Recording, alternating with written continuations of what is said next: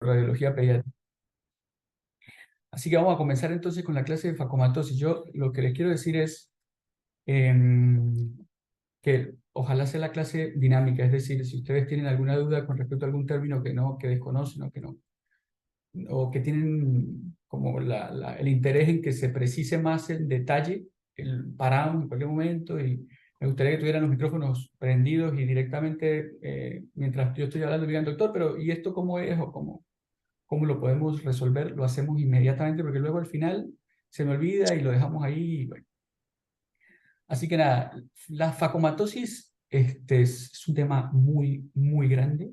Voy a, en aras de aprovechar mejor la banda ancha, voy a bajar el video. Bueno, ¿qué les iba a decir? Es muy amplio el tema, entonces nada, voy a tratar de resumir, más o menos proyectada para una hora larga, lo que a mí me parece que es más importante que nosotros tengamos en la mente a la hora de abordar un paciente con alguna de las facomatosis más comunes. Entonces, nada, lo que quería hacer era arrancar eh, como con un pequeño casito y así vamos rompiendo el hielo ya que no nos conocemos mucho y hablamos. Esto está patrocinado por Radiopedia, así que lo hice nada, claramente ahora mismo para que aprovecháramos el momento, prendan sus micrófonos y discutamos un caso de un paciente que llegó con convulsiones y alteraciones mentales. La idea no es que acá vamos a medir si tenemos algún conocimiento o no, no, la idea es que simplemente rompamos el hielo y sigamos adelante después con la charla ya un poquito más relajados. ¿Está bien?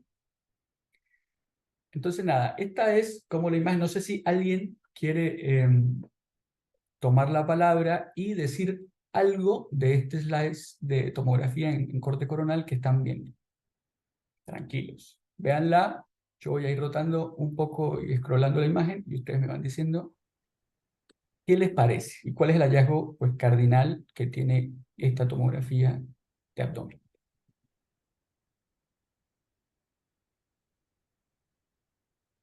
De a uno, ¿eh? No se maten.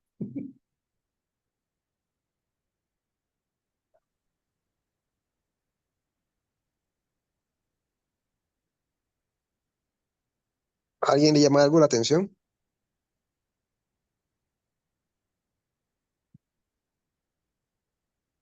Estamos de acuerdo que los riñones no son normales, ¿no? O alguien piensa que los riñones acá tienen una apariencia normal.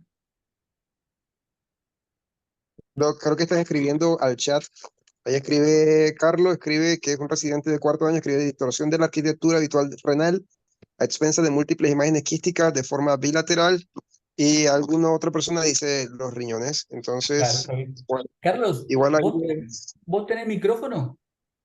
¿O tenés problema? Escribime ahí que te estoy leyendo. Hola, Hola, Carlos. buenas ¿Cómo tardes, ¿qué estás? tal? ¿Todo bien, ¿Todo hombre? bien, no? Sí, no, no, re bien. La verdad que me gusta que me escribas ahí en el chat. Contame, ¿y básicamente qué fue lo que te llamó? ¿Las imágenes quísticas del riñón? Para que Sí. te vaya un poco más. A mí me gusta, el coronal tiene un poquito más de lucidez en la imagen y se ve muy bien. Y bueno, ¿y a vos te parecen que la densidad de las lesiones son líquidas? Yo sé que aquí no podemos medir unidades Hanfield, pero comparemos. Bueno, en realidad son heterogéneos, ¿no? Sí, y también hay áreas de mayor atenuación, entonces, pero se asocian a múltiples imágenes que impresionan ser quísticas. Está bien. Mirá la densidad. Aquí yo estoy de acuerdo con vos en que la arquitectura está alterada en ambos riñones. Tienen un patrón como de compromiso difuso completo, ¿viste? Es como que no se ve riñón respetado en las múltiples lesiones que tienen. Esta es una fase en la que debería estar los riñones prácticamente casi homogéneos, lo que llaman nefrográfica, es decir, un poco menos densa la pirámide respecto de la corteza, pero vean que todo es una imagen completamente heterogénea. Yo quiero que comparen la densidad que tiene la grasa periférica de la grasa intraabdominal con esta lesión excrescente que está aquí justo como en la porción posterior, como la región media del riñón izquierdo, en donde tiene prácticamente la misma. Si tuviéramos la posibilidad de medir las unidades Anfield, van a ser unidades Anfield negativas. Entonces, esta lesión que está acá es una lesión de contenido graso. ¿Estamos de acuerdo, Carlos? Vamos a estar coronal de vuelta. Hola. Seguramente bien ustedes, ¿sí habla? Sí, ok.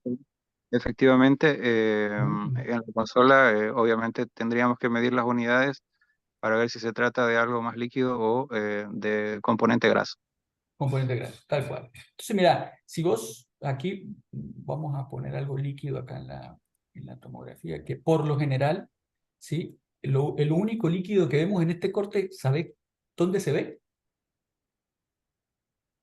Carlos? Vejiga. No, acá, en este corte.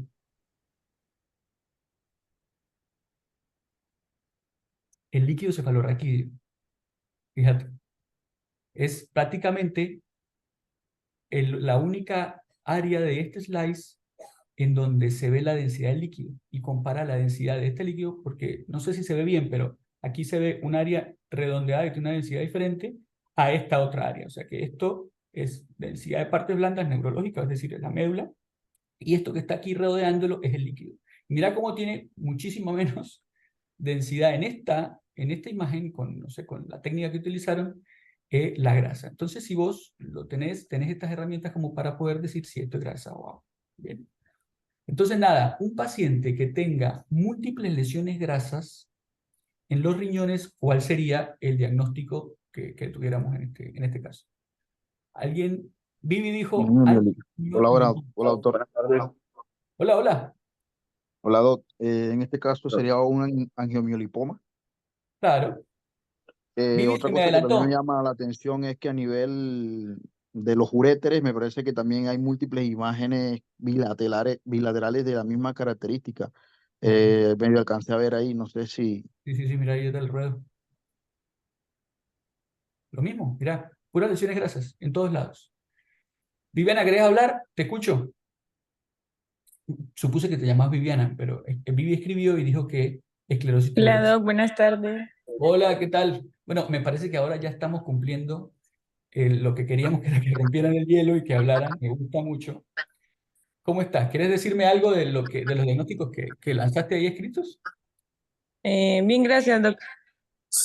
Pues en un paciente, o sea, por la clínica del paciente que viene por convulsiones, ¿no? Ajá, convulsiones. Me encanta que hayas traído la clínica porque eso es lo más importante de este caso de abdomen, que porque le estoy mostrando un abdomen en un paciente con convulsiones, ¿no? Bien, bien por eso. Bueno, y encontramos la distorsión de la arquitectura renal con múltiples angiomiolipomas, Bien, correcto. pues debemos sospechar una esclerosis tuberosa. Ok, yo tengo una pregunta para ti y para cualquiera que lo quiera responder. En todos los pacientes que nosotros vemos angiomiolipomas, tenemos que sospechar y eventualmente diagnosticar esclerosis tuberosa. No, pues no, o sea, en este tenemos que es bilateral y que son Sí, múltiples, digamos. tal cual. Entonces, Esas algo son las dos muy suave. palabras, bilateral y múltiple. Listo, perfecto. Me parece la lógica que manejas es la que uno tendría que manejar. Un angiomiolipoma esporádico en un paciente cualquiera, yo puedo tener uno, la verdad que hace mucho tiempo que no me hago una eco de riñones, así que, y no voy a tener una esclerosis tuberosa. La esclerosis tuberosa es una enfermedad que no es tan infrecuente, pero es una enfermedad en la que se expresan, ya lo vamos a ver, algunos de los genes que decodifican algunas proteínas que nos protegen para la producción de tumores no están presentes, entonces se desarrollan un montón de tumores, como en este caso, múltiples angiomiolipomas. El dato es que las personas que tienen angiomiolipomas renales, solo el 20%, múltiples y bilaterales, solo el 20% son de esclerosis tuberosa. El resto son de etiología esporádica. Entonces, está muy bien, me encanta el raciocinio. ¿Qué haríamos para hacer el diagnóstico imagenológico en este paciente? ¿Alguien quiere hablar o Vivi o el que sea? ¿Qué estudio le enviaríamos a un paciente que tenemos el tomógrafo disponible, vino por convulsiones y le vimos un montón de lesiones renales?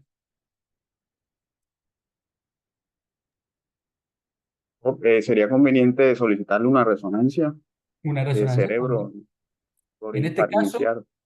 estamos en un hospital provincial de bajo nivel y no tenemos sino una tomografía. Entonces, vamos a ver la tomo. Y esta es la tomo. Entonces, voy a rolarla un poco desde abajo para arriba.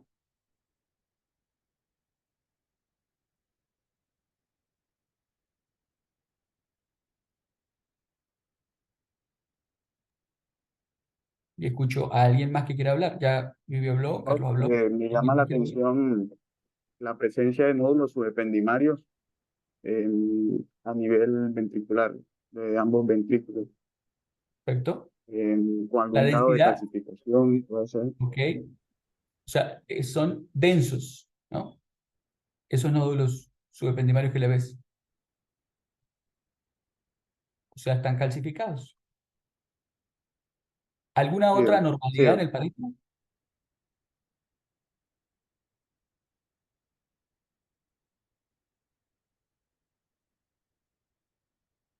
Porque esto se parece mucho a esto, pero la localización es diametralmente diferente. Entonces, nada, tenemos múltiples calcificaciones. Una tomografía sin contraste en corte axial, que vemos múltiples calcificaciones, destacan las que están en situación subependimaria, pero vean que hay algunas que tienen localización cerca del Monroe. Esto es importante, ya lo vamos a ver después, como esta, por ejemplo. Y tiene otra lesión calcificada en situación, parece subcortical. Así que nada, con lesiones subependimarias y múltiples angiomiolipomas, en acuerdo a lo que dijo Vivi, este es un paciente que tiene esclerosis tuberosa y con un solo estudio y sin ninguna prueba genética podemos llegar a la conclusión. Así que me encanta que se atrevan a hablar. Vieron que está recontra fácil, los que no han hablado lo pueden hacer en cualquier momento de la charla. ¿Está bien? Entonces Hola, vamos Doc. a... Aló. Doc, una Empecé. pregunta. En este Sí. caso, el diagnóstico diferencial sería el astrocitoma de células gigantes subependimarias.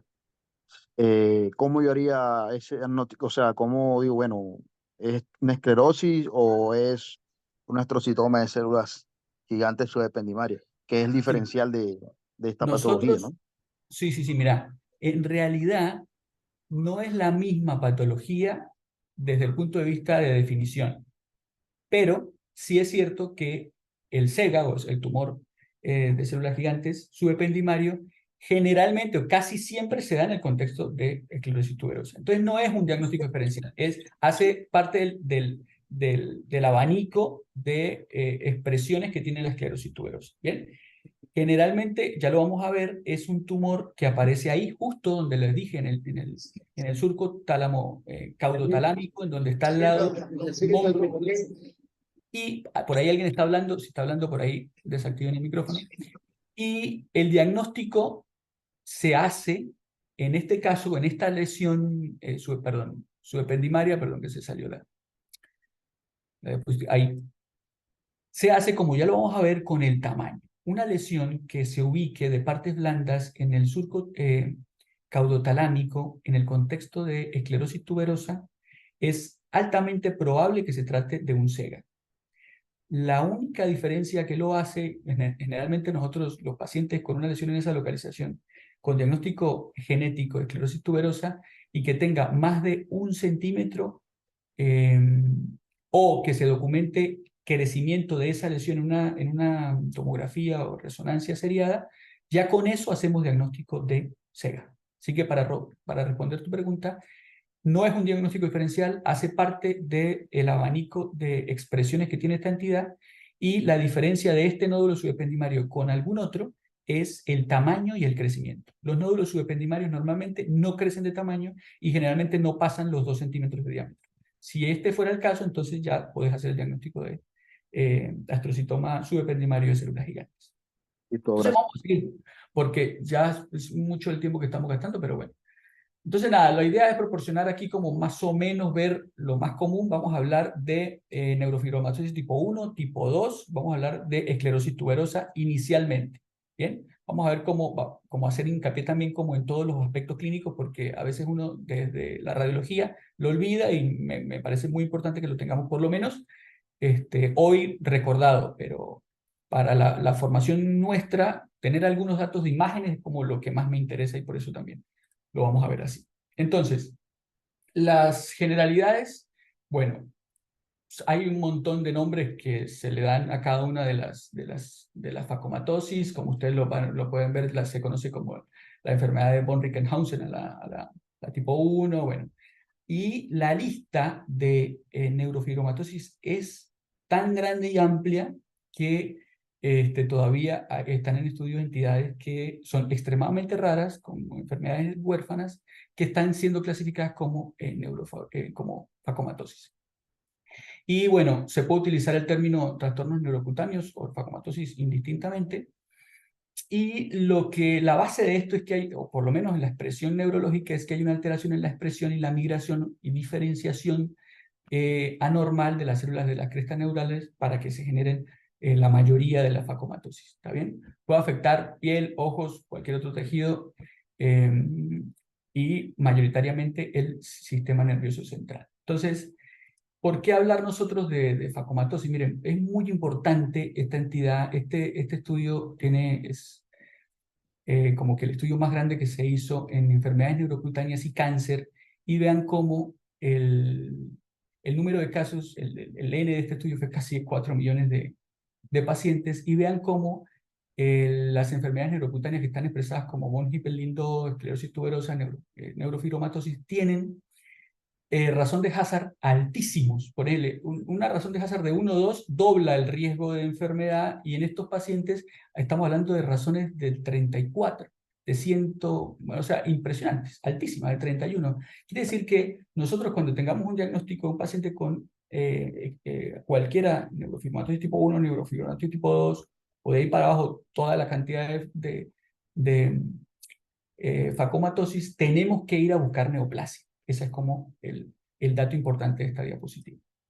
No solamente tiene afectaciones neoplásicas la neurofibromatosis, sino que también hay estudios en los que se ve que hay alteraciones también en el patrón cognitivo de los pacientes. Está comprometido el sistema, la posibilidad de aprendizaje de los pacientes generalmente está disminuido. Entonces hay estudios que están documentando de una manera certera que estos pacientes tienen dificultades en el aprendizaje y mucho más comprometidos que otras alteraciones neurocutáneas que pueden generar cáncer. Así que es como hablar en una manera como holística, completa, de que un paciente con neurofibromatosis hay que verlo como un todo desde el punto de vista mental y orgánico. Miren, esta es como la lista de algunas de las principales neurofibromatosis.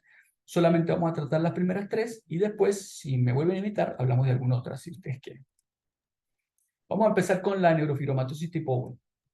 Entonces, nada, es una enfermedad que tiene una expresividad variable, es decir, que no todos los pacientes con neurofibromatosis tipo 1 tienen los mismos síntomas, ¿está bien? Pueden expresarse de manera diferente en personas que tengan esta misma afección genética, y respecto a la penetrancia, tiene prácticamente el 100%, quiere decir que todos los pacientes que se les hagan diagnóstico de neurofibromatosis tipo 1 va a tener una alteración, todos. No todas las mismas, pero todos los que se diagnostican tienen una alteración. Estos son los criterios diagnósticos para neurofibromatosis tipo 1, las clásicas manchas color café con leche, los neurofibromas cutáneos o subcutáneos, también se pueden presentar plexiformes, y uno de los más importantes que vamos a ver acá es el glioma de la vía óptica y los hematomas, entre otras cosas, de corticales, subcorticales y del iris. Ya lo vamos a ver. El 50% de esta entidad se genera de nuevo, y el otro 50% está generado por este gen, el gen NF1, claramente, que está en el cromosoma 17. No es tan infrecuente, vean que es 1 entre cada 2.500 nacidos vivos, así que es una enfermedad que hay que tener en el radar cuando uno hace, o por lo menos informa, tomografía de cerebro. Estas son las clásicas manchas color café con leche, las que se ven acá y acá. Estas son algunas pecas que se ven axilares, también se puede presentar en pacientes con neurofibromatosis, y este ojo que ven a la derecha de la pantalla son también los amartomas pigmentados del iris, que le conocen como nódulos de Lynch, así que es bastante característico de esta entidad.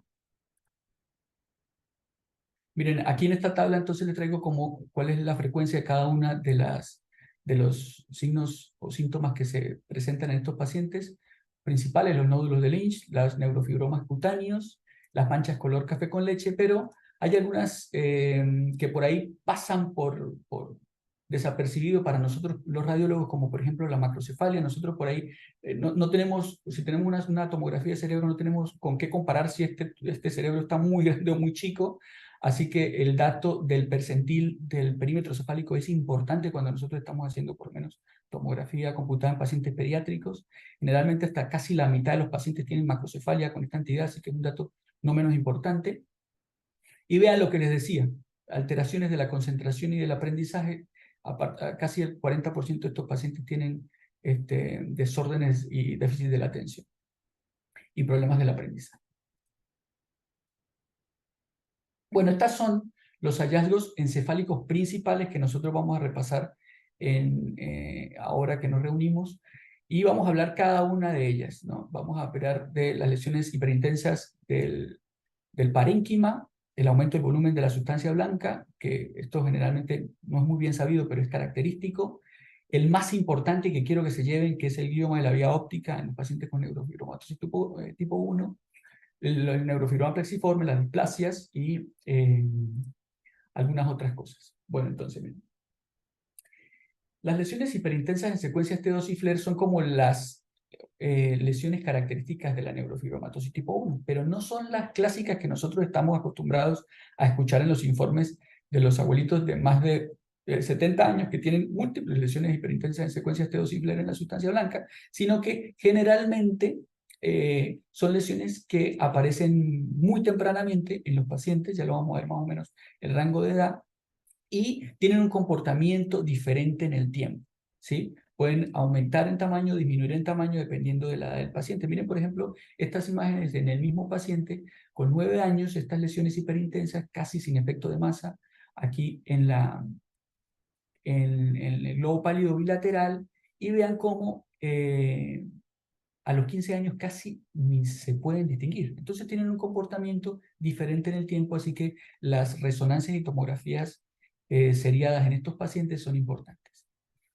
Así que bueno, muchas veces no son distinguibles en el T1, ya lo vamos a ver, sobre todo en pacientes muy chicos o en pacientes que tienen todavía el proceso de mielinización presente. Característica importantísima para diferenciarlo del glioma es que ninguna de las lesiones hiperintensas en secuencias T2 pueden realzar. Si realzan, es altamente probable que esto tenga un origen neoplásico y se trate de un glioma de bajo grado. Así que generalmente no realzan. Y lo que les dije del tiempo, y bueno, se pueden también caracterizar con espectroscopía, con elevación del mioinositol. Igual, otras cosas también levantan el mioinositol, pero generalmente no lo hacemos como de rutina para hacer el diagnóstico de esto, sino que es mucho más la característica en secuencias convencionales básicas como T1 y T2. Aquí es otro caso de lesiones hiperintensas ya ahora en los núcleos profundos y la sustancia blanca de los hemisferios cerebelosos. Vean cómo tiene este patrón entonces que avanza a partir en la primera edad, en 2 o 3 años, arranca una distribución amplia de las lesiones hiperintensas, y luego en el adolescente generalmente van disminuyendo. Uno de los marcadores más consistentes de déficit, lo que les dije, cognitivo en estos pacientes, más o menos entre edades de entre 8 y 18 años, son estas lesiones, pero característicamente las que aparecen en el tálamo. Son mucho más común en la sustancia blanca, en la sustancia gris profunda, que tiene que ver con el cuerpo estriado, y no tanto con el tálamo. Así que eso uno le puede ayudar, por ejemplo, en un hospital como el nuestro, ahí en el Garrahan. Nosotros generalmente cuando tenemos este tipo de pacientes y tienen lesiones en el tálamo, generalmente ya lo saben, los neurólogos lo mandan a valoración con los de psiquiatría infantil y psicología para ver cómo está avanzando el déficit cognitivo de estos pacientes. Generalmente no hacen tanto efecto de masa, pero pueden tener alguno. Miren acá el cuarto ventrículo en este paciente con 14 meses de vida. Después casi no hay una disminución del volumen del cuarto ventrículo, pero ya a los 3 años vean cómo se disminuye, como en este corte axial en T2, el volumen global del cuarto ventrículo. Así que decir que las lesiones hiperintensas en T2 de la neurofibromatosis no generan efecto de masa es un error. Si lo hay, es leve y hay que documentar. En este caso también tiene compromiso de la protuberancia anular y el dorso de la protuberancia, que también es importante porque pasan las fibras subcorticales, ¿no? Las fibras que van hacia la médula espinal. Pero entonces, ¿qué son? Porque yo les estoy hablando de lesiones, pero ¿qué son? La realidad es que se documentó que no es más, ¿sí?, que una mielopatía espongiforme, es decir, un cambio vacuolar de la mielina, y no se debe interpretar esto como una desmielinización. Entonces, porque algunas personas erróneamente piensan que estas lesiones hiperintensas en T2 se parecen a las lesiones de la esclerosis, de la esclerosis múltiple, y no es así. La lesión de la esclerosis múltiple es una lesión desmielinizante que ya queda tatuada en la sustancia blanca, y esto, como tiene un alto contenido de grasa, como se ven las lesiones ponderadas en T2, con un tiempo de eco largo, van a tener hiperintensidad siempre por su naturaleza líquida. Así que esa es la razón por la cual disminuye la concentración de agua estas lesiones, y por eso después ya evolucionan y no se logran distinguir de una manera como tan franca como lo hacen los chicos pequeñitos de 5 a 10 años de edad. Miren a este paciente. Este paciente es un paciente con diagnóstico de neurofibromatosis tipo 1, y me acuerdo que cuando lo informé allá en el hospital, hace como 2 años cuando arranqué la beca, yo le describí esta lesión con efecto de masa y no se le hizo contraste inicialmente, no sé por qué. Y claramente el efecto que tenía diferente a las lesiones que yo les acabo de mostrar a ustedes anteriormente era plausiblemente notorio. Vean que tenía como una característica infiltrante. El pedúnculo cerebeloso del lado izquierdo no tiene el mismo espesor del lado izquierdo no tiene el mismo espesor del derecho. Y después que logramos hacer el contraste, vimos cómo tenía este realce marcado, que lo que básicamente nos está diciendo es que este es un glioma de bajuría de un paciente con neurofibromatosis. Así que mucho cuidado, que siempre los pacientes que vayan a ser evaluados por convulsión en el contexto de neurofibromatosis debería tener contraste, porque nos podemos presentar que una de las lesiones vaculares tenga realce después de un tiempo, y esto ya hace diagnóstico de glioma, como lo he venido repitiendo.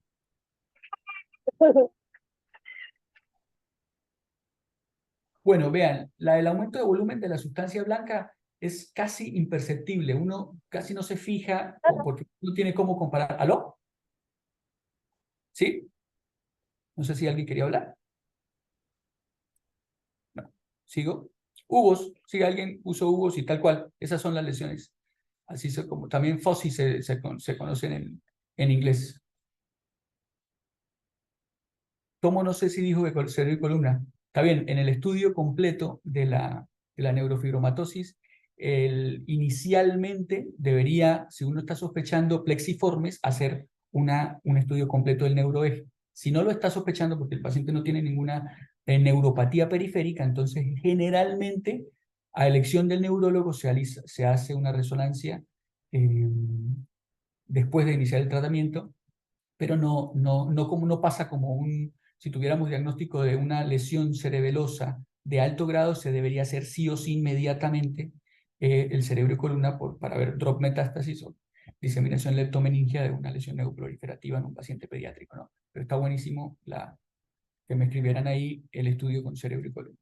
Entonces, nada, lo que les quería comentar era esto, que hicieron este estudio muy interesante y midieron, hicieron como una fracción en volumen con secciones en pacientes sanos que no tenían neurofibromatosis y pacientes que tenían neurofibromatosis tipo 1, y vieron cómo era el rendimiento cognitivo de estos pacientes, y vean cómo acá en este diagrama de dispersión se puede ver cómo en los pacientes que tenían, bueno, esto es como el índice de coeficiente intelectual y este es el volumen del cuerpo calloso. Vean cómo en pacientes que eran normales, esta tabla, las inferiores son los pacientes, los controles que no tenían neurofibromatosis, el volumen del cuerpo calloso aumentaba y concomitantemente aumentaba el coeficiente intelectual de estos pacientes. Al contrario de lo que pasaba en los pacientes con neurofibromatosis tipo 1. Aumenta el volumen de estas fibras comisurales del cuerpo calloso, pero al tiempo disminuye su entorno cognitivo. Así que es importante y lo vamos a ver. En este caso es este paciente que les traigo, vienen para comparar un paciente con neurofibromatosis tipo 1 y un paciente cualquiera que se le hizo una resonancia de cerebro sin ninguna afección genética y vean cómo se ve muchísimo más abombado y grueso. Vean cómo el espesor de la rodilla anterior y el esplenio es prácticamente el mismo. El rostrum casi ni se ve, o sea, como que ya está prácticamente curvado y no en una punta como debería verse, así que es importante que lo tengamos claro en estos pacientes. Bueno, después, este es como la entidad que me interesa que tengan más presente, es el glioma de la vía óptica. Como lo ven ahí, es más o menos entre el 20 y el 15% de los pacientes que tienen neurofibromatosis lo presentan. Son tumores de bajo grado. La mayoría son astrocitomas pilocíticos, pero la mayoría no los biopsiamos. Es decir, un paciente con esta enfermedad de base y con una imagen característica se llega al diagnóstico sin necesidad de biopsia. Y es importante sobre todo las lesiones que son quiasmáticas y retroquiasmáticas porque estas aumentan mucho el riesgo de pérdida visual y de pubertad precoz por la compresión del tubérculo de la silla de la hipófisis, lo comprime hacia atrás y hace que no haya comunicación entre el hipotálamo y la hipófisis, así que también hay problemas de pubertad precoz en estos pacientes. Vean, este es un paciente con un glioma de la vía óptica característico, tiene afectación de las cindillas. Bueno, esta es una secuencia T1 en sagital con contraste endovenoso. Vean cómo el quiasma cortado es bastante voluminoso, tiene realce tras la administración de gadolinio endovenoso, como les dije. Ocupa el tercer ventrículo casi en su porción inferior y la cisterna supracerebelosa parcialmente. Vean cómo ahí señalan patológicamente aumentada en la extensión de las cintillas ópticas y el realce característico. Casi alcanza a ver los cuerpos geniculados laterales en este paciente. Esta es la manera de poder nosotros hablar de diseminación de una entidad que si bien es de un perfil patológico leve, es decir, un grado 1 de la Organización Mundial de la Salud, siempre generalmente alguna vez habría que hacerle un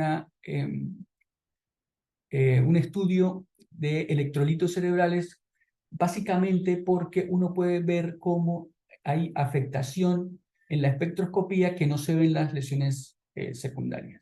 Vean cómo acá, este es un mapa de la espectroscopía y lo que muestra el mapa es la relación entre la colina y la creatina, porque entre más alta sea la colina y más baja sea la creatina, habla de alteración neoplásica. Vean cómo acá en la masa que tiene aquí en la vía óptica, la relación de colina está bastante aumentada, pero vean que no hay alteración en el T2 convencional, en este caso FLAIR, de los cuerpos geniculados ni las radiaciones ópticas que sí se puede llegar a ver en la espectroscopía. Así que está bueno hacerla, pero no es característico para hacer diagnóstico en un estudio inicial de estos pacientes.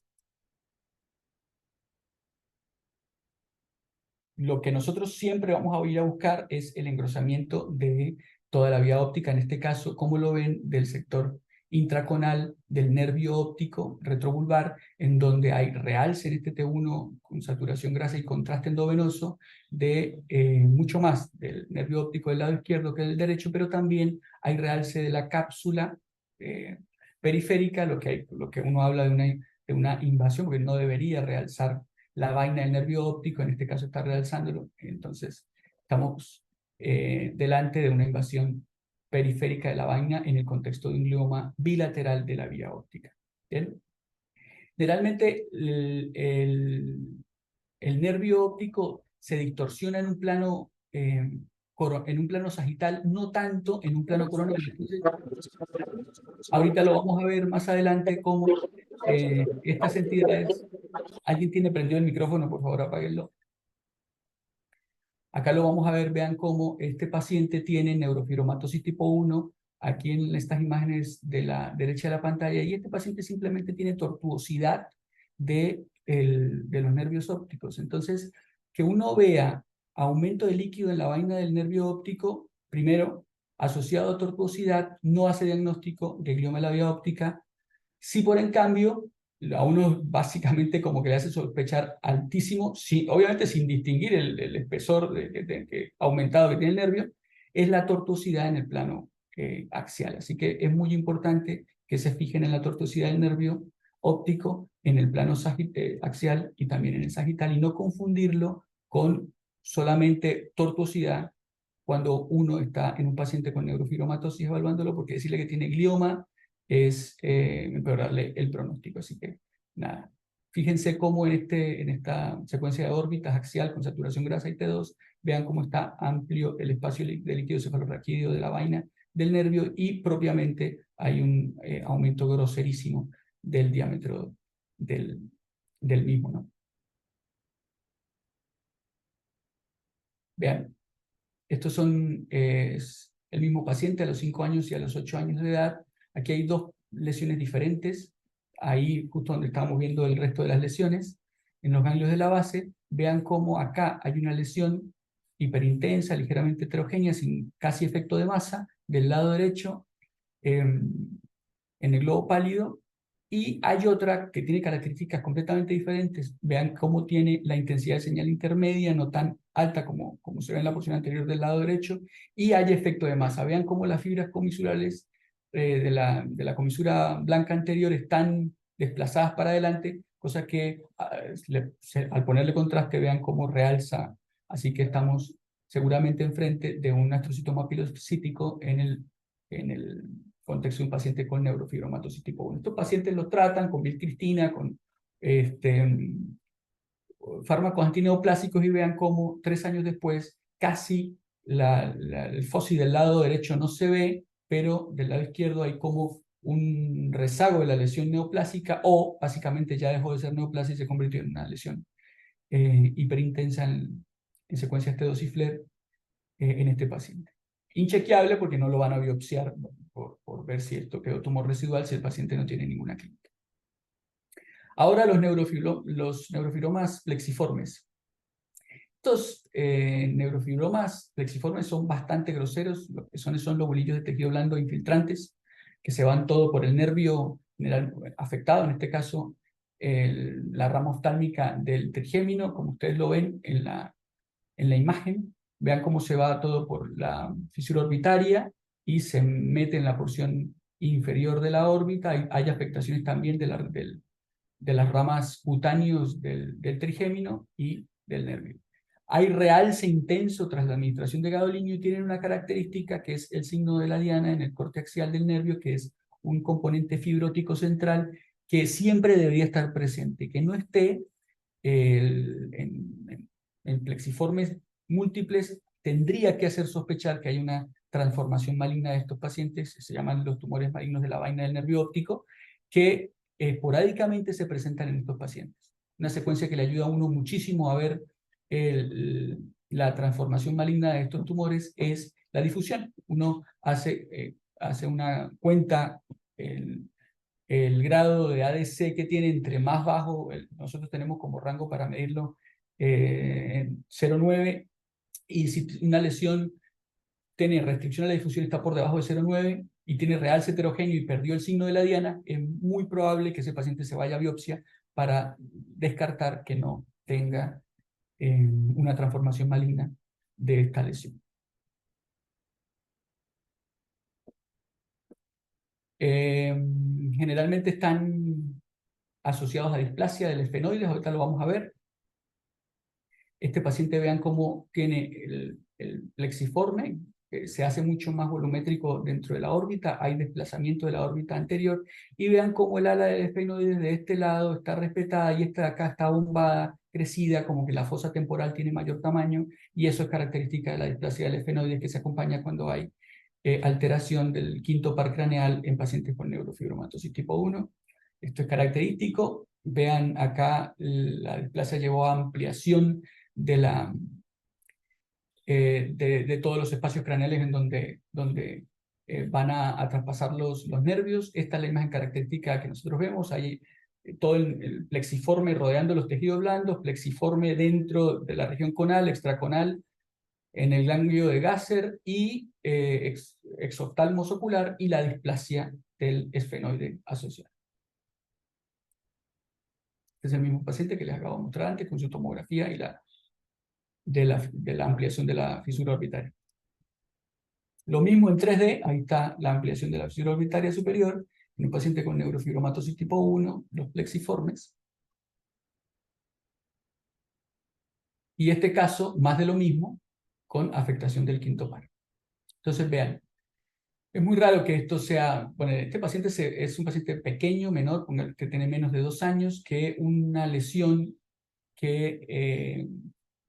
o sea, sospechar otro tipo de lesión, otro tipo de tumores en estos pacientes, uno lo tiene que hacer siempre en el caso de que este sea la primera vez que evaluamos al paciente. Los tumores de la órbita, los rhabdomyosarcomas, sobre todo, importantes, y también ver el globo ocular, porque en los pacientes bien chiquitos, lesiones del globo ocular, importantísimo hacer el diagnóstico diferencial con estas entidades. Otra cosa que se presenta ya muy raro, o sea, ya en todos los pacientes con... Yo la verdad que durante el fellow no vi ninguno que haya displasia del vascular en los pacientes con neurofibromatosis tipo 1. Es bastante baja, hasta 6% de todos los pacientes. Perdón, hasta 7% en los pacientes con neurofibromatosis tipo 1. Y esto es lo que uno debería tener presente en un paciente que ya tiene diagnóstico y viene controlado y se presenta con convulsiones, retraso mental, parálisis. Es muy probable que tenga displasia o hay que ir a buscarla para descartarla. En este caso vean cómo el segmento M1 de la arteria cerebral media derecha no se ve y hay una suerte de colaterales arteriales como si fuera una Moya. comunicación completa del M1 y afortunadamente este paciente ahí donde estábamos no tenía lesión parenquimatosa. ¿Alguien dijo algo? Sí, le pregunté que si podría ser un moya. Claro, nosotros hacemos me regreso, ahí está. Con moyamoya, este sería eso es lo que yo te estaba tratando de decir, un fenómeno de moyamoya, porque la enfermedad de moyamoya es diferente. Uno cuando hace una oclusión crónica de alguno de los grandes vasos, y sobre todo en pacientes pequeños, en el contexto de una enfermedad de base conocida, como en este caso, uno puede hablar de que si hay múltiples colaterales arteriales y en la angiografía digital se ve esa imagen como de fumarola, uno puede decir que esto sea un fenómeno de moyamoya. Hay que diferenciarlo de la entidad propiamente dicha, enfermedad de moyamoya, que es una displasia vascular aislada y no tiene nada que ver con este fenómeno, ¿no? Recuerden la anatomía de las arterias cerebrales medias, es importante que siempre lo refiramos muy bien en el informe, como M1, M2, M3, M4, opercular, sinusoidal, ustedes lo conocen, no nos vamos a detener en esto. Vean, este es otro caso de un paciente con neurofibromatosis tipo 1, en donde se ve en un control inicial el segmento M1 con adecuado vacío de señal, no se ve irregular, bueno, ligera irregularidad diría yo, pero la verdad que es muy simétrica una rama de la otra, y vean cómo evolucionó con disminución del calibre y la señal de flujo filiforme respecto del control anterior. Así que esto es displasia vascular con vasculopatía progresiva relacionada con neurofibromatosis tipo 1. Este es el MIP del mismo paciente, en donde casi no se ve la intensidad de señal. Esto es post-contraste en un TOF de cráneo, en donde prácticamente no se ve el segmento proximal de M1, ya distal de M1 y M2 ya se ve con reflujo, probablemente por conflujo, probablemente por colaterales.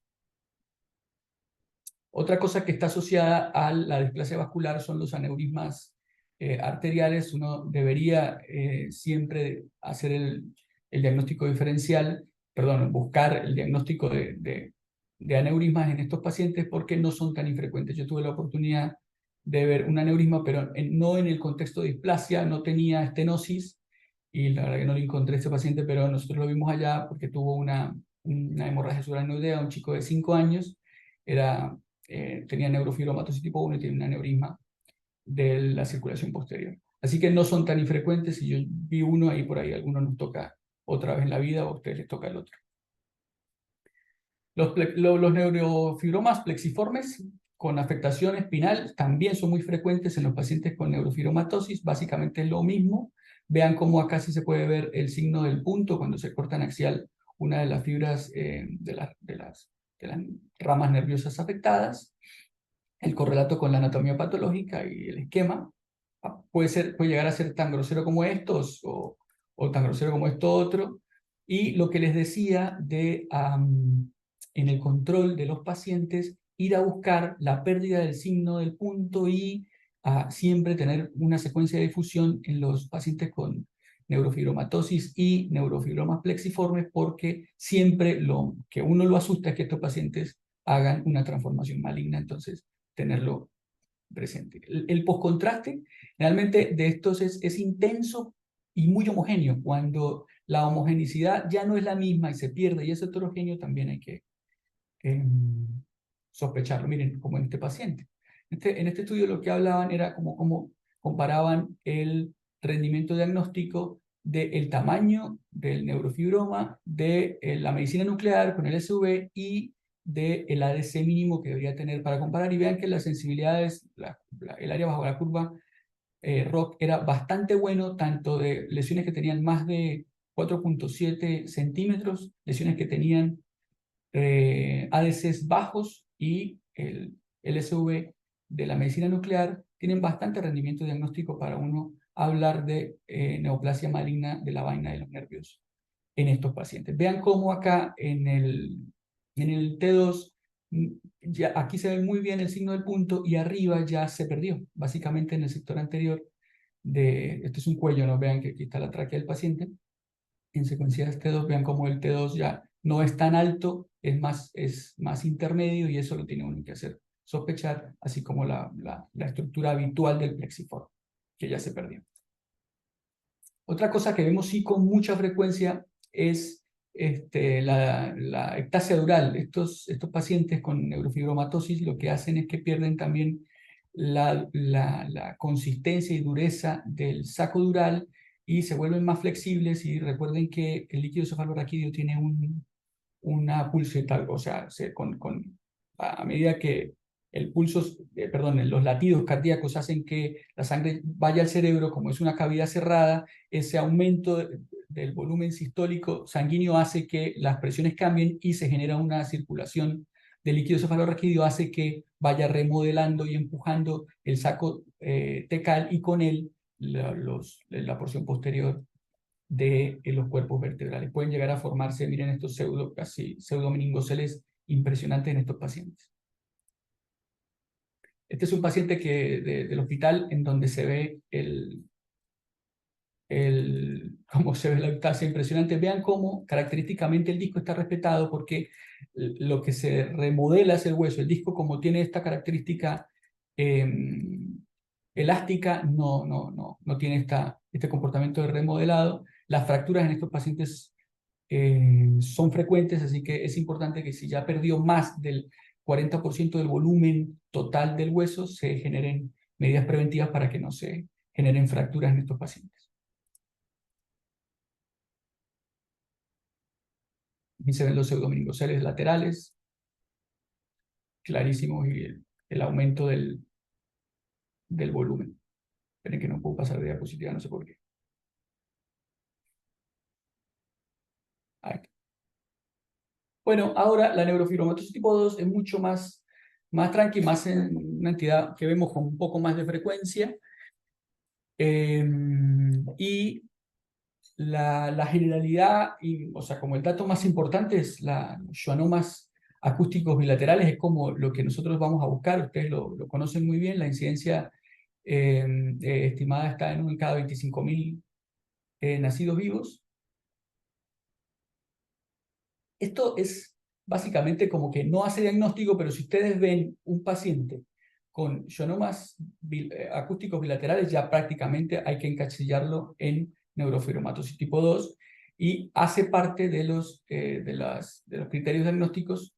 Ya cambió la nomenclatura y ahora se llama schwannomatosis relacionada con neurofibromatosis tipo 2 y debería tener características principales para hacer el diagnóstico. Una de ellas, como les dije, son los schwannomas.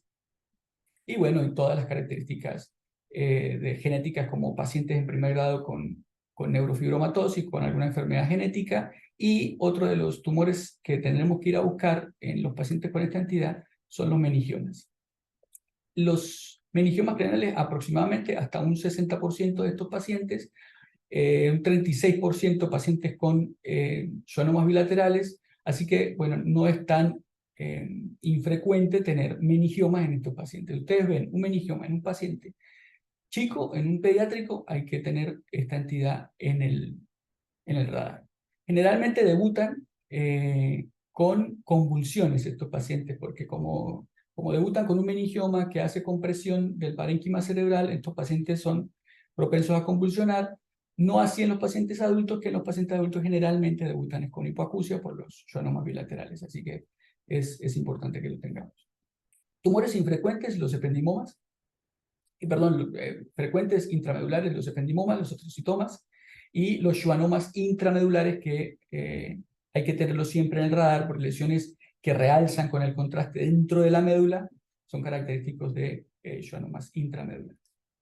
Vean, este es un paciente con neurofibromatosis tipo 2 y en las imágenes de arriba vean cómo el poro acústico está completamente lleno por este material con intensidad de señal intermedia, similar en este Fiesta o en este volumétrico T2 o T2 pesado, y tiene realce intenso tras la administración de contraste endovenoso, así que esto ya es diagnóstico. Vean cómo el poro acústico en un paciente normal debe estar completamente limpio y no debe haber nada que realce adentro del mismo. Vean, esta flecha lo que hace es que el schwannoma tiene una extensión hacia el vestíbulo, así que aquí se ve muy bien como el defecto de relleno en el Fiesta.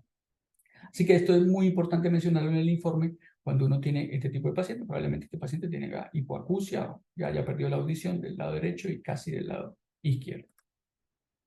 Hay una clasificación, que es la clasificación de Cox, que nos permite decirle más o menos un acercamiento de qué tanto tiene compromiso con presión del tronco del encéfalo de las lesiones. Es un tipo 1 si solamente está el canal acústico comprometido, si está el canal acústico comprometido y la cisterna pontocerebelosa sin contacto con el tronco del encéfalo es tipo 2, si lo contacta es tipo 3 y si lo comprime es tipo 4.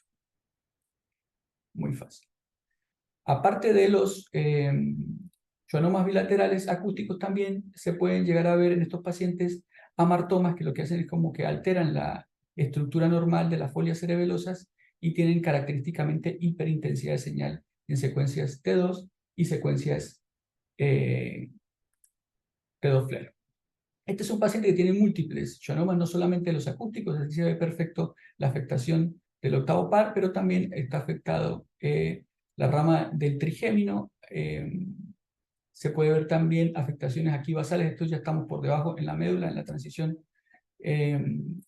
con la médula espinal, y vean cómo los nervios espinales bajos también tienen afectación de schwannomas. Esta es la característica e imagen que uno ve cuando está afectado la rama del trigémino que emerge por el foramen oval.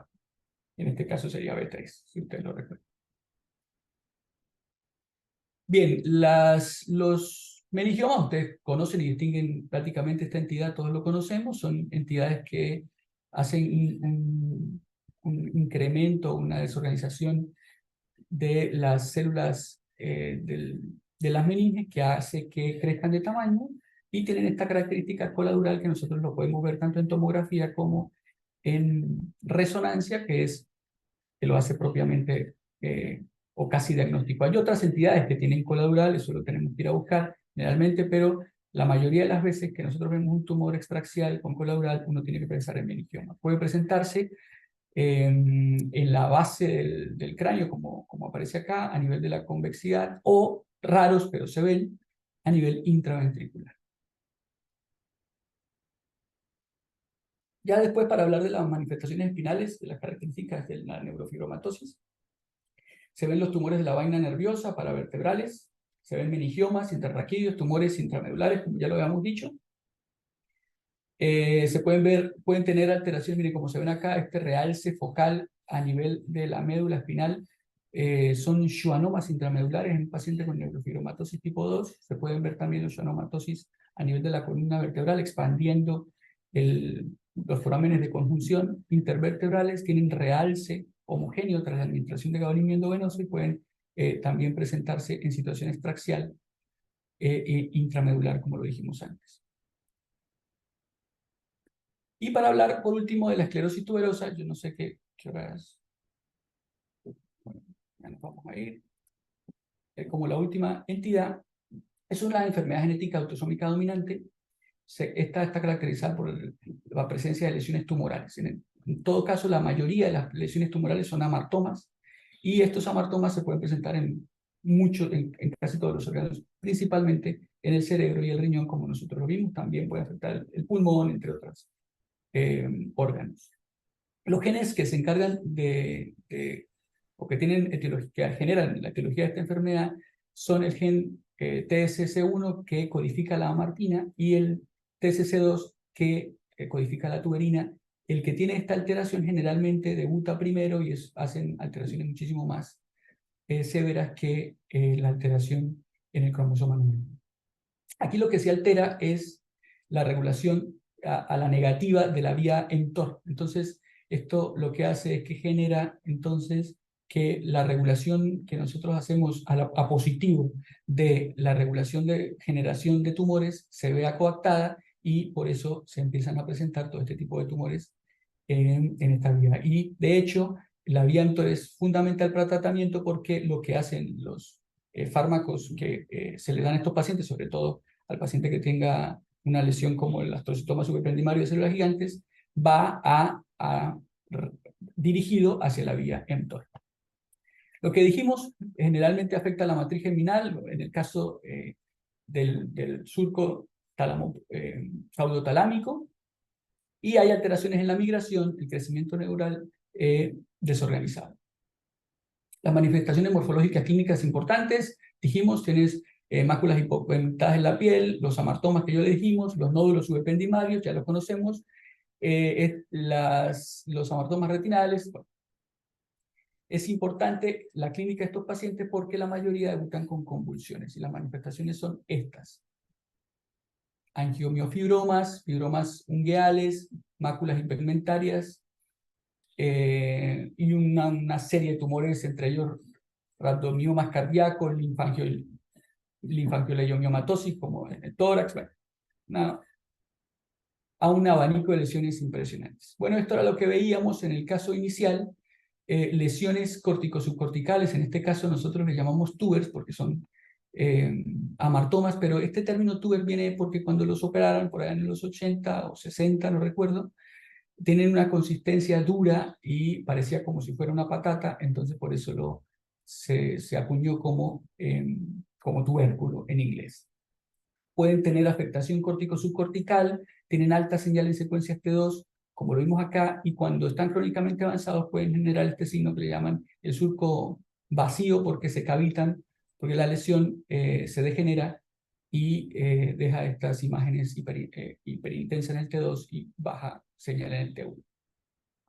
Los tubers generalmente aparecen mucho más en el cerebelo, en el cerebro, por arriba, en situación supratentorial, y no tanto en el cerebelo, pero se pueden presentar los tubers a nivel cerebeloso. La ubicación de los nódulos subependimarios generalmente, principalmente están aquí, en el surco caudotalámico, pero también pueden estar presentes aquí en el cuerpo estriado, en la asta temporal. Y lo que hablábamos al principio, del SEGA, que el diagnóstico principal de esta entidad es el aumento del tamaño en el control imagenológico y una lesión única en una sola imagen, sin estudios previos, que mida más de 1.5 o 2 centímetros. Las mismas imágenes que habíamos. Bueno, estas son las radiaciones que se presentan como displasias radiales, los nódulos subependimarios y el SEGA ubicado justo ahí en el agujero de Monro.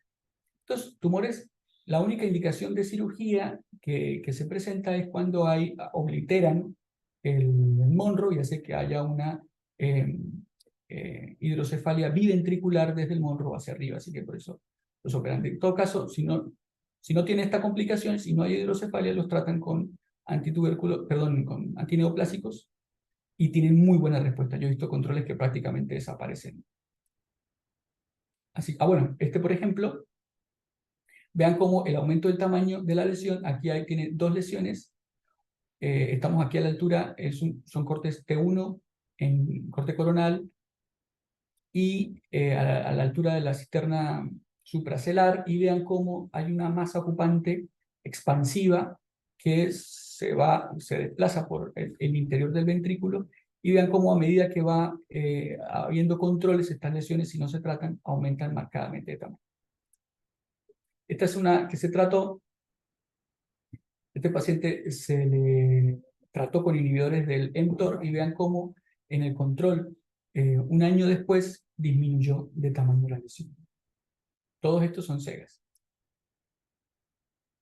Los tubers y la mielinización es importante. ¿Saben por qué? Porque estos pacientes, cuando no están mielinizados, es muy difícil hacer el diagnóstico. Por eso nosotros generalmente en pacientes pediátricos, cuando hacemos resonancias, no incluimos en el protocolo secuencias FLAIR, porque tienen muy baja sensibilidad para lesiones hipomielinizantes, desmielinizantes, o en este caso tubers. Miren, por ejemplo, en este paciente tiene 3 meses de edad, y son básicamente el mismo paciente, y a los 3 meses las lesiones casi no pueden verse porque todavía no está mielinizada la sustancia blanca subcortical, pero el T1 sí lo ayuda a uno para hacer el diagnóstico.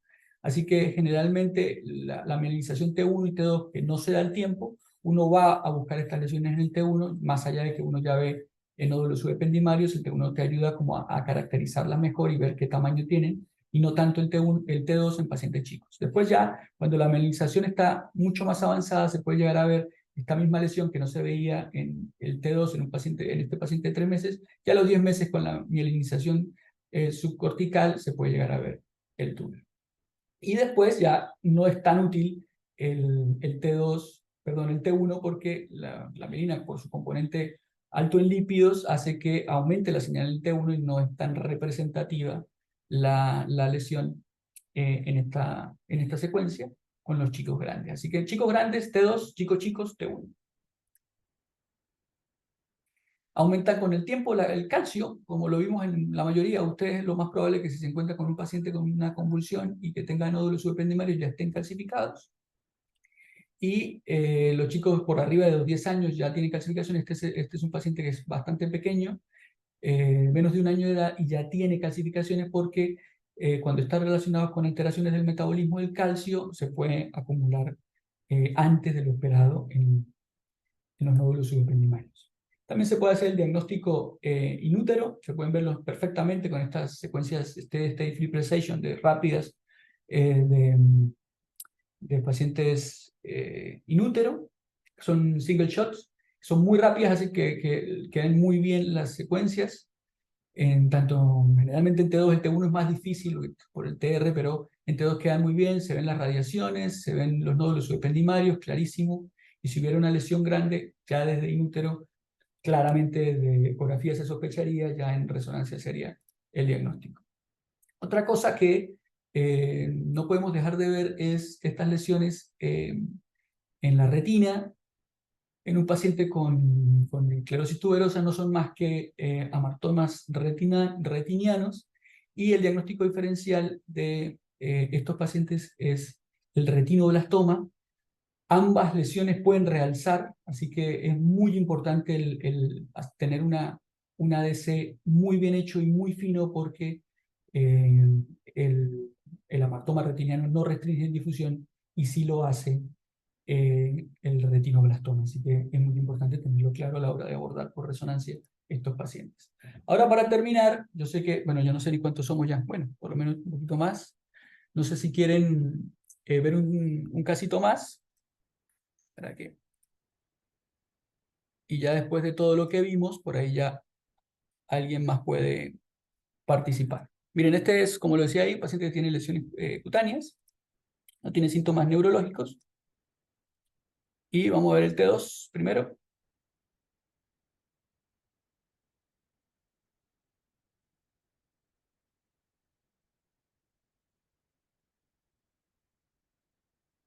¿Normal o anormal?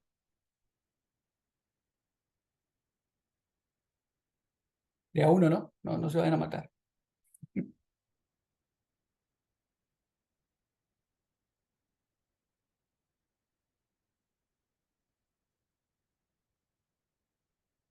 ¿Alguien me quiere decir algo del cerebelo de este paciente?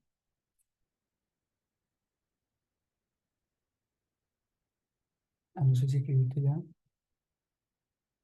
Neil, mostrámelas. ¿No querés hablar? ¿Tenés micrófono?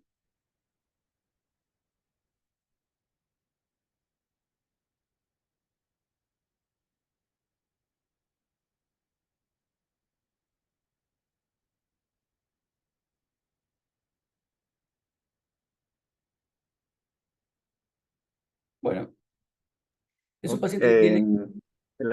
En el ángulo pontocerebeloso, ¿no? Bilateral.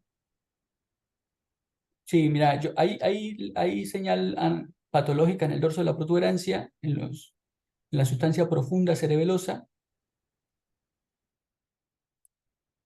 con ligero, como que el margen del cuarto ventrículo está un poquito ahombado, pero no tiene tanto efecto de masa, de hecho. No tiene restricción a la difusión. No tiene representación en el T1, muy poca. Y no tiene realce tras contraste. ¿Quién me quiere escribir el diagnóstico aquí en el chat?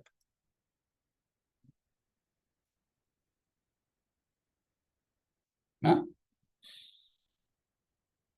Lesiones hiperintensas, FASI en un paciente con neurofibromatosis. Hacemos otro. Me parece que ya se le fue como la emoción del principio. Este paciente tiene 20 años, dolor de cabeza y visión borrosa. ¿Quién se anima con esta lesión? Ya lo vimos. Y, Doc, ese puede ser un SEGA. Ese prácticamente. ¿Cómo lo describirías? Mm, no sé, en predicción subependinaria, se le conoce imagen nodular de bordes y contornos parcialmente definidos. Y no me impresiona que esté siendo hidrocefalia como tal, ¿no? Yo te diría que En este sí. corte. Si yo te diría que ¿Sí? sí, que este paciente tiene hidrocefalia. Ah, ok. Mira, Probablemente esté cerca de los agujeros de Monro. mira, claro, probablemente Ah, esté sí, sobre la ahí se ve mejor, sí. Sí, se ve mejor. Otra cosa que podrías ver en nuestros pacientes que tengan una lesión intraventricular y para descartar o no que tenga hidrocefalia, porque nosotros los ojos lo tenemos muy entrenados para pacientes añosos, y uno ponele un paciente añoso con esta morfología, uno no le llama mucho la atención, pero si es un paciente menor de 10 años, no debería tener las astas temporales dilatadas. Entonces, en este caso, un paciente grande, ya tiene 20 años, pero en un paciente pediátrico no deberías tener las astas dilatadas. Eso es un buen dato para ver si tiene o no ventriculomegalia. Lo otro es la densidad. Llama la atención que esta densidad es diferente a la sustancia blanca, ¿no? Es una densidad que se parece mucho a la densidad de los núcleos profundos o de la corteza, ¿no? Eso es otra cosa. Y aparte de eso, tiene nódulos subependimarios y en el contraste, en un ávido realce tras la administración. Entonces, nada, no olvidemos el SEGA en estos pacientes, que es muy característico. Una pregunta para el que se quiera animar: ¿cuál sería el diagnóstico diferencial de esta entidad?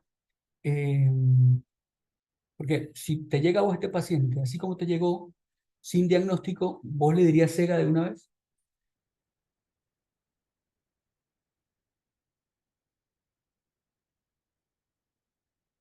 Miren, el diagnóstico diferencial es una entidad intraventricular con realce tras la administración de contraste. Esta porque está ubicada en un sitio característico del el caudotalámico, pero si esta entidad estuviera alejada del surco caudotalámico, un meningioma intraventricular sería uno. Pero hay otra entidad que a mí me gustaría que alguien me la dijera que está en íntima relación con con la línea media. ¿Recuerdan? El neurocitoma central. Perfecto. Así que esa sería el diagnóstico diferencial en estos pacientes. Si compromete el septum pellucidum, si ustedes ven que una lesión de estas características expansiva, con realce, compromete, es decir, como que el septum pellucidum se abre para lado y lado, el primer diagnóstico diferencial debería ser neurocitoma central, y no, en esta localización, ¿no? Y no un astrocitoma de células gigantes. Como esta entidad, la que están viendo acá, si bien sí parece comprometer, porque es una tomografía, habría que ver en resonancia, el septum pelúcido, por ubicación y como el septum no se abre tanto, yo pondría en el diagnóstico diferencial inicial un astrocitoma de células gigantes y después pondría un neurocitoma central. Y tercero, si alguien lo quiere poner y está contento con los diagnósticos diferenciales, un meningioma intraventricular. Así que nada, chicos. Les dejo el pantallazo de todas las características importantes de cada una de la entidad. Le pueden tomar un pantallazo y lo guardan en el celular de las 3 entidades que vimos, que es muy importante tenerlas a la hora de abordar los pacientes con neurofibromatosis tipo 1. Entonces no olvidar, lesiones hiperintensas en T2 y FLAIR sin realce en la neurofibromatosis tipo 1, el glioma de la vía óptica, los neurinomas plexiformes, la displasia vascular, que raro, la displasia del esfenoide, acuérdense.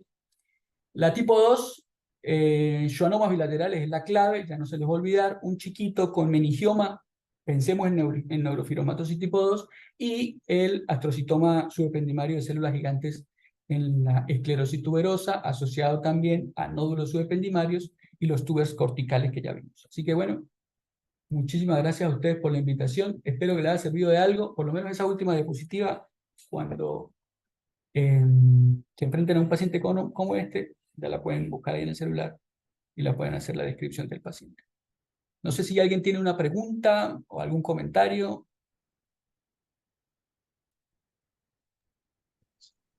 Bueno, Doc, estamos muy agradecidos con usted por haberse tomado el tiempo de darnos una presentación tan completa. En el nombre de todos los residentes que estamos escuchando su presentación, pues bastante completa la información. Nada, muy agradecido con usted No, por hombre, eso. cuando quieran. Me parece que sí, en aras del tiempo, ojalá que nos podamos ver pronto. Había alguien. Ah, bueno, gracias a ustedes, muchachos. Nos vemos pronto. Por ahí nos vemos allá. ¿Quién quita que por ahí en una de esas nos vemos? Porque ya viéndonos es mucho más fácil, la interacción es mucho más linda. Virtual generalmente no es tan fácil interactuar. Pero bueno, les mando un abrazo a todos. Muchas gracias. Muchas gracias a usted, Doc. Chao, chao.